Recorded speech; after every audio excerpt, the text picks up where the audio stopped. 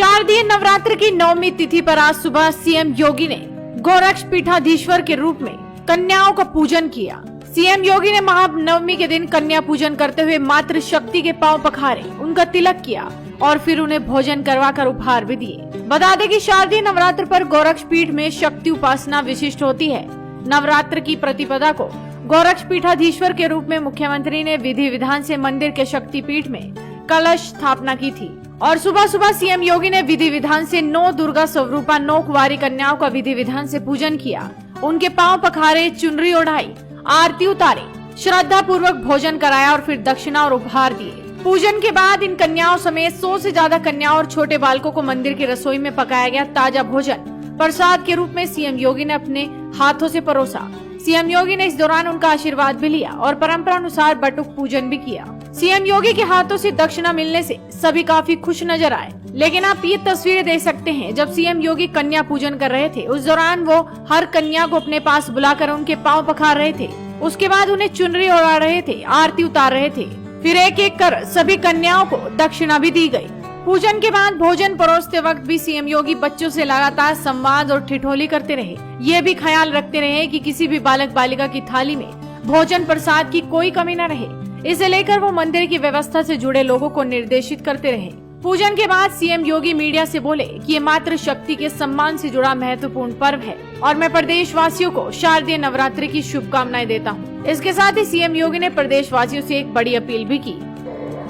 मेरी अपील होगी पूरे प्रदेश वासियों से कि पर्व और त्योहार विगत 2.5 वर्ष से कोरोना जैसी महामारी के बाद उन्हें सामूहिक रूप से इस आयोजन के साथ जुड़ने का अवसर प्राप्त हो रहा है।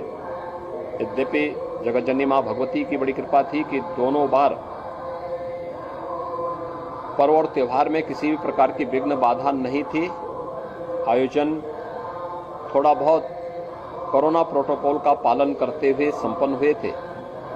इस बार इस सदी की सबसे बड़ी महामारी से काफ़ी हद तक उसे नियंत्रित किया जा चुका है और पूजा पंडालों में, मंदिरों में काफ़ी भीड़ भाड़ है।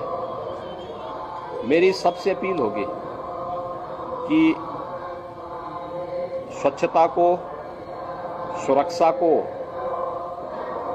और सद्भावनाओं को सर्वोच्च प्राथमिकता देकर के अगर हम इस पर्व और त्योहार को उत्साह और उमंग के साथ आयोजित करते हैं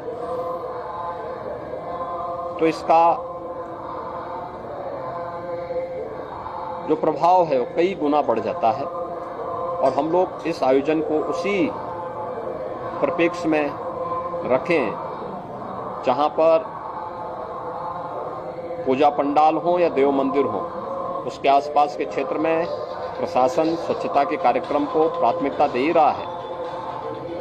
प्रशासन के साथ ही हम लोग वहां पर स्वयं भी आयोजक या मंदिर प्रबंधन भी स्वच्छता का ध्यान रखें, सुरक्षा के मानकों को पूरा रखें,